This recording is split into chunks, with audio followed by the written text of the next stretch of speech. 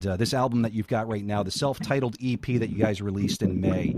I wonder if you can tell us a little bit about this EP in particular. Sorry, could you repeat that question real quick? Sure. The EP, the self-titled EP, and the motivation for this, the songs on this, and how are you guys going about pushing this album right now? Because everything from the start of it, from Caroline and Carolina, all the way to the end of it with Take a Shot, you guys have got some solid tunes here. Oh, well, thank you so much, man. Well, we linked up.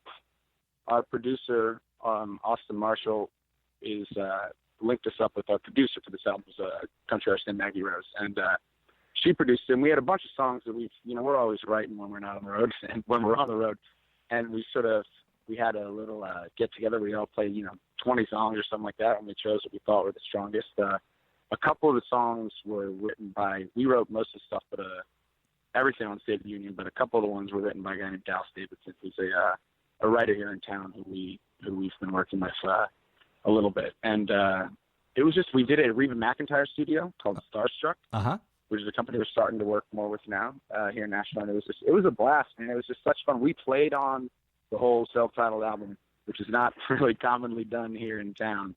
It's usually sort of session players kind of thing, but we thought people would. We pride ourselves on all being players and doing the thing from the heart for real. So we all played on it, and we're proud of it, and I'm glad you and everyone was digging it. So yeah, I bought it off of iTunes. A lot of fun to do. That's great, and it comes across that you guys are just having such a great time, and just the chemistry and the music, and I love the drum beat that you guys have in it. It's just awesome. So listen, I also heard and read about, I haven't been in the D.C. area for a while, but I did grow up a Washington Capitals hockey fan, right? And I've seen that you guys are like the official song of the Washington Capitals hockey team, or at least were for the past 2 seasons. How the hell did that come about?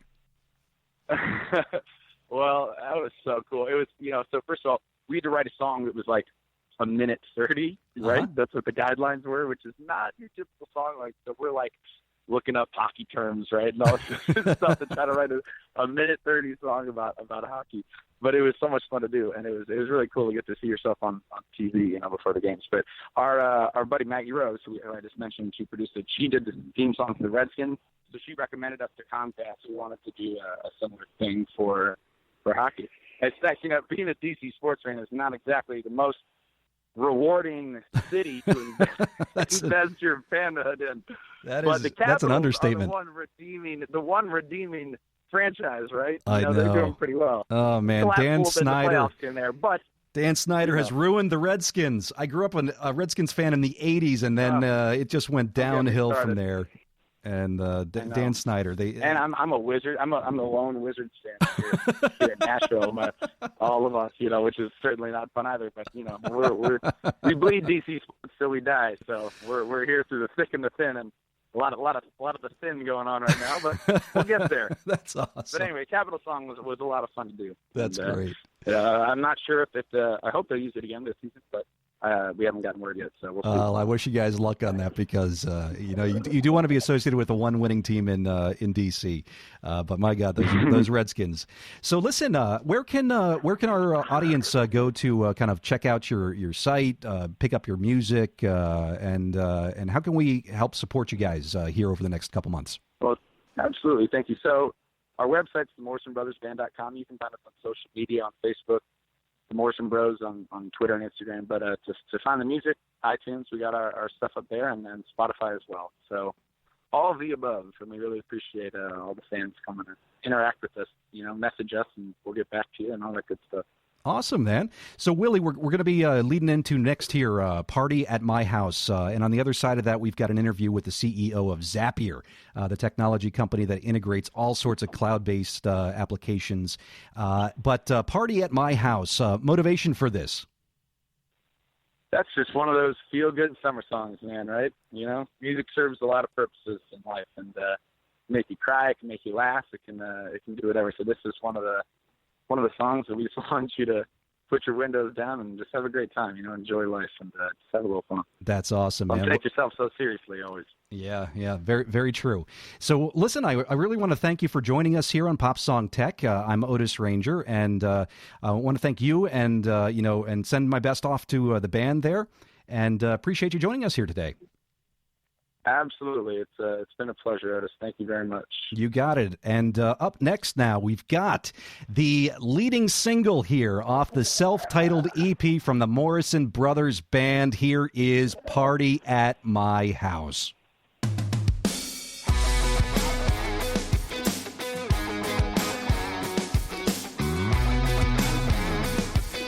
1, 2, 3, 4.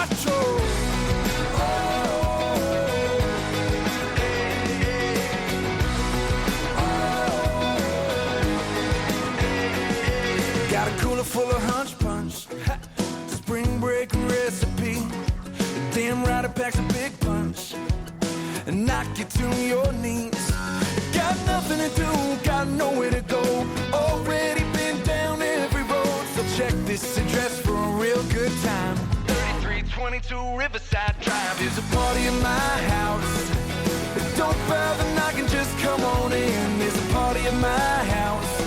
We're all VIPs, we ain't got no lifts. You can crash in the yard, you can park on the couch, you can let your crazy out. Got beer, got goose, got speakers shaking loose. Everybody, there's a party at my house. I got the boss on the boombox, gonna keep it bumping all night. Got a pool in the backyard, done strung up the party lights. If the neighbors don't call, if the cops don't come, we ain't hit it hard enough, we ain't had enough fun. One day when you're looking back, you're gonna say, hell yeah, I remember that. There's a party in my house. Don't bother knocking, just come on in. There's a party in my house. We're all VIPs, we ain't got no list. You can crash in the yard, you can park on the couch, you can let your crazy out. Got beer, got goose, got speakers shaking loose. Everybody, there's a party at my house.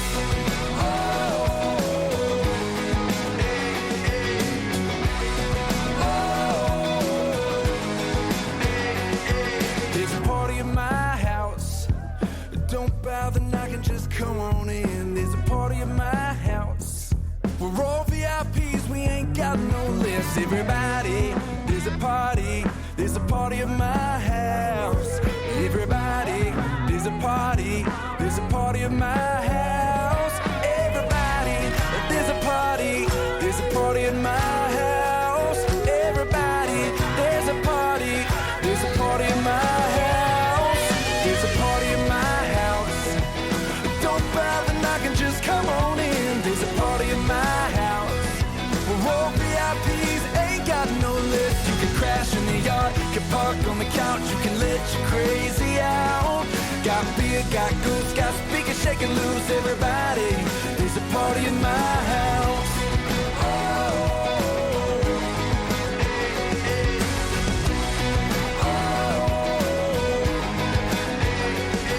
There's a party in my house. Don't bother knocking, just come on in. And we are coming out of a great song right there from the Morrison Brothers Band, and this is Pop Song Tech. I am your host, Otis Ranger, and I am so honored and excited to welcome, dare I say, a hero of mine. The CEO of Zapier is in studio with us today. Welcome, Wade Foster. How are you, buddy? I'm doing good. Thanks for having me, Otis. Oh my God, I can't believe this. I just don't know. I'm just like not sure where to even start right now because sometimes I talk at technology conferences, and one of the things that I like to bring up is how the enterprise IT market has really drastically changed over the past 5-10 years, and the role of custom application development has in many cases gone to cloud services. You see all of these things going off-site to cloud-based services, and what's been left is the role of system integration. And then I noticed Zapier. Zapier popping into the business application space here, integrating all of these cloud-based services together.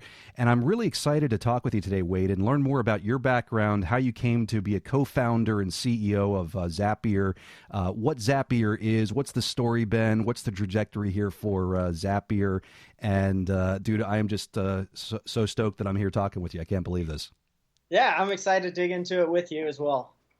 So I know you spent some time in the Midwest, and I was reading that it was in your time in the Midwest, I believe it was you were working in email marketing, if I read correctly. And from that, you realized that there was this opportunity to step in and start integrating some of these services together. And so how did that turn into the idea here for Zapier? Yeah, so I was working in marketing automation. We were doing these gnarly integrations between like Marketo and a custom CRM. On the side, I was doing a lot of freelancing with small businesses with my buddy Brian Helmig. And, we would do like PayPal, QuickBooks integration or like upload these leads into Salesforce for people. Just kind of this API type grunt work that was coming about. And this is back in 2011. And Brian messaged me one day and he was like, I think we can build an out-of-the-box way to do this. I don't think that people need to be doing custom code for all these things. And so that was the original idea for Zapier, was to try and kind of build a plug-and-play version that hooks into all these APIs. Because APIs in 2011, they were kind of coming into their own. They weren't great. It was still – but there were like a lot of companies had them at that point in time. And so there was ways to make them work. And so if we built kind of a universal engine that could adapt to all of them, we had to have a way for people to build like these workflow automations between the tools. And so that was the original kind of inspiration from Zapier, came out of a lot of that work. Yeah, and I think that I like that you talked about it as kind of that grunt work, right? Because, years ago, I used to be a software engineer. And I found that one of the most difficult things to do was not write software. It was to integrate that software with other software. And so the role of system integration and system integration testing became one of the most critical roles that I found when I was an application architect at really the biggest pain point. Anybody can write an application, right? To integrate that application and make it useful by connecting it to other applications is the hard part. And nobody wanted to pick that up when I was doing software development, right? And you guys are going straight for that sweet spot right there. It's great. Yeah, this stuff's not sexy, right? This is like the back office grunt work that makes, kind of corporate America work, right? It's like how things get done is, historically it's like copy and paste this, scan this, sign this, upload this back again, import this, export that, right? Like, and you've got, an administrative assistant or an intern or like somebody that's doing this work for you. Or if you're fortunate enough, maybe you were able to script some stuff yourself, or you could get an engineering department to do it. But most, like you said, most engineering departments, nobody's just like chomping at the bit to come work on this part of the company, right? Everyone wants to work on the more sexy stuff, building new features, building interesting stuff that people are going to get to play with. And so this kind of is just like the spot that, it's where a lot of frustrations lie. And so we were like, hey, I think we can solve this and just make a lot of people happy. Yeah. And you know what? I'll just take a micro aspect of this, which is I found that because it was the thing in software development that nobody wanted to do on a micro scale, that it offered actually a tremendous opportunity for somebody that wanted to jump in and take that on. And I know that I got excited about system integration testing. And I personally benefited in my career from attacking that same problem back when I was doing application development, but in-house application development. And I think that's why I do think it's sexy. And I do think that Zapier is probably one of the sexiest companies out there because, I know from the trenches that that's the hardest thing to do and that nobody wants to do it. But I know from my own experience and my own career advancement that there's tremendous opportunity in that, which is why I'm saying to people out there when I talk to them, I'm like, dudes, you have got to pay attention to these integrators like Zapier, like If This Then That. There's other players that are trying to start to step into that market, but I think that you guys are by far the leaders in cloud-based application integration. And I think that it's incredible. I think you guys have over 500 adapters at this point. Is that right? 700, actually, if you believe it or not. Oh, my God. 700 adapters that you can integrate together. This is like the secret. And I got to say, we've got a lot of people that listen to this show that are in the technology industry. And some of them have heard of you guys. Some of them understand part of it. But you guys are just this gold mine ready to be just dug up here. And with over 700 possible integrations here. And my own experience is that it's so easy And even though I had some development experience in my background, it is so easy to get in there and come up with these formulas. And I wonder if you could just kind of explain some of your biggest hits, your hottest hits, if you will, of integration points that you found